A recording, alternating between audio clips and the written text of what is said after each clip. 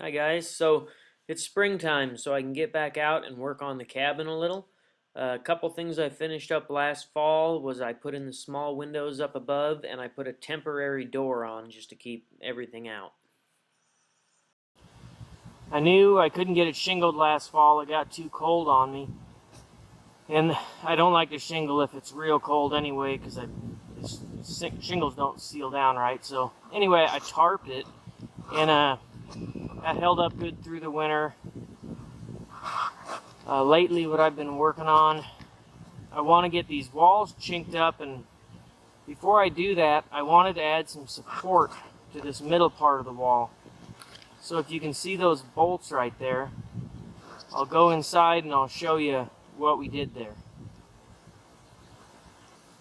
So I want to put in a couple windows in here, and I worried about the rigidity of the wall and if the logs were going to want to move. Like if I take one to cut a window, I want it to have plenty of support.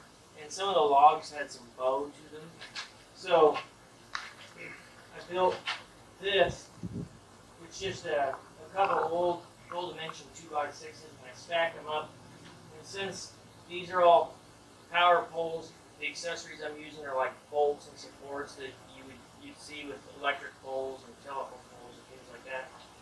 So anyhow, I drill through each one. I kind of shim it up to where it sets roughly as even as I can get it. And then I drilled and bolted through each one with a big washer.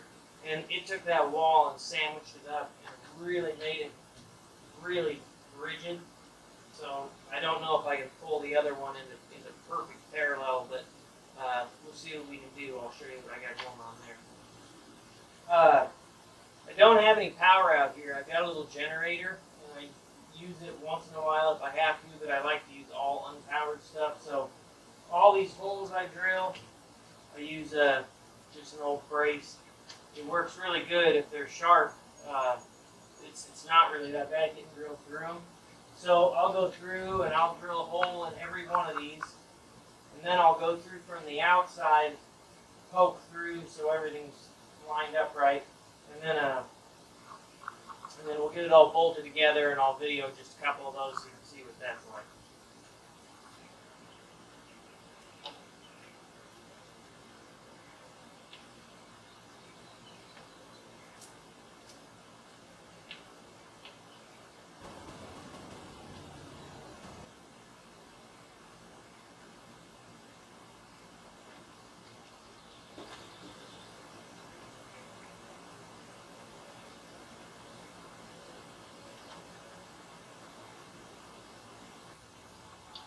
Anyhow, so that's the way I've drilled every hole that I've done in this place, all that other support, all the corners of the logs where they're laced together.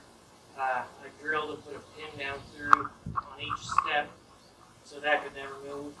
And definitely takes a little more time, but just how it is out here, I guess, if you ain't got power. I sort of enjoy using this anyway, so.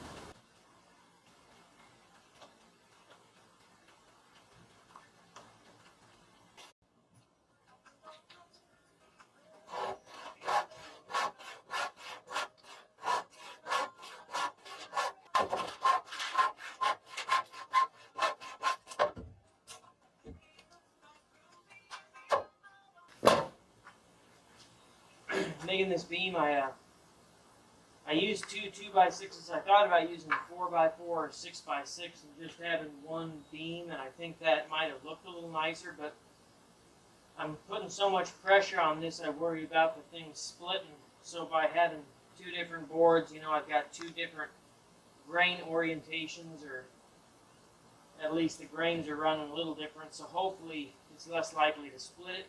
So that's why I did it that way. And I'm just going to hammer these together so they hold still while I'm bolting it all up.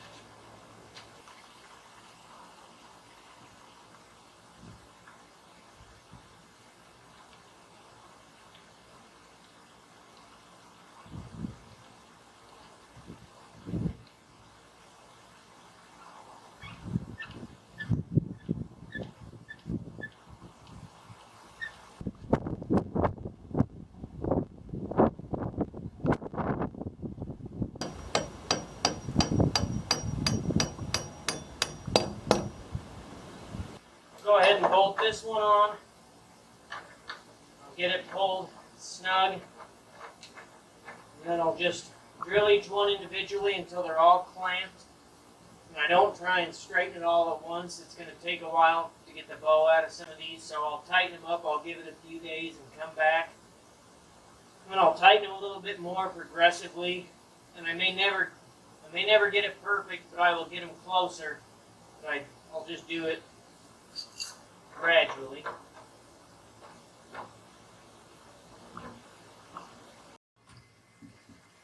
I had a problem here where I had one bolt that was not long enough. This is big enough diameter, and it was so bowed. So I took this strap, put it across to this wall, and cranked it really, really tight, enough to suck that in that I can just barely get one thread on.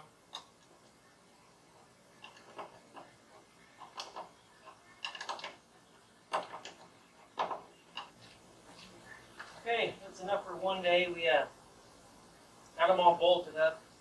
There's a tremendous amount of tension on this right now. I don't want to split anything or booger it up, so I'll let it sit for a week, and then I'll come back and kind of tighten them up a little bit more.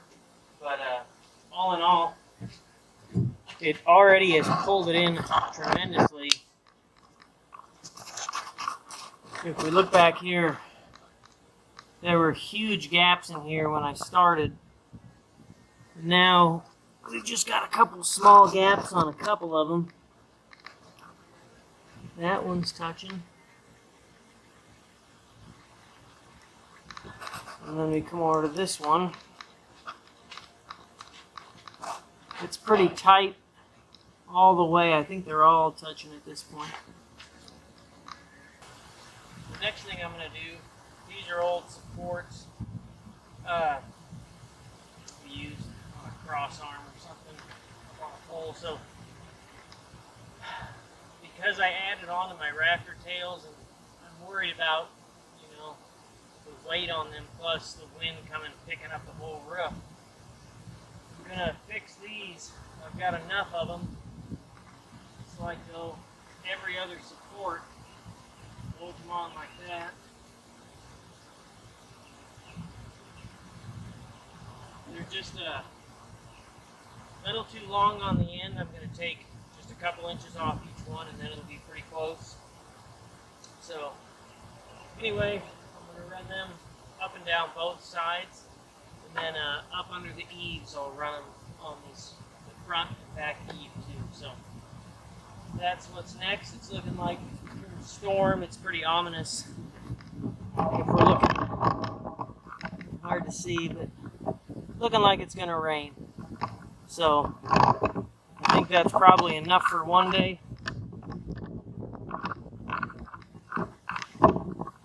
And next time we'll be bolting those on and probably putting on some shingles.